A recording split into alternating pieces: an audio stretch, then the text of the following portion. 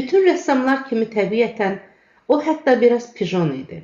Bir vaxtlar boynuna əlvan yaylıq bağlayardı. Yaylıq yuyulmaqdan bozarmışdı.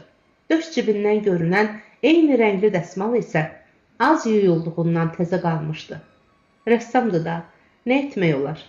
Kiçik otağının divarlarına başdan-başa rəsmlər çəkmişdi. Otağın pəncərəsi yoxdur. Deyilənlərə görə çox-çox əvvəllər bura ambar imiş. Bəlkə də taleyin istehzasıdır, nədir?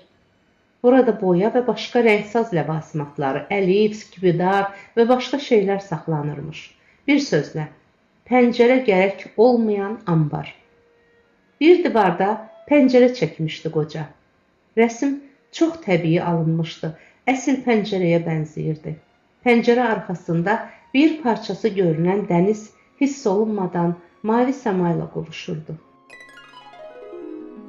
Dəyərli kitabsevərlər, Natiq Rəsulzadənin Pəncərə hekayəsində yazıcı rəssam Mirağanın ahıl yaşında güclü, böyük platonik bir eşqlə 17 yaşlı bir qızı sevməsindən danışır. Bütün iddialarının mümkünsüzlüyü, arzularının gülüncülüyü fikri canını sıxdı.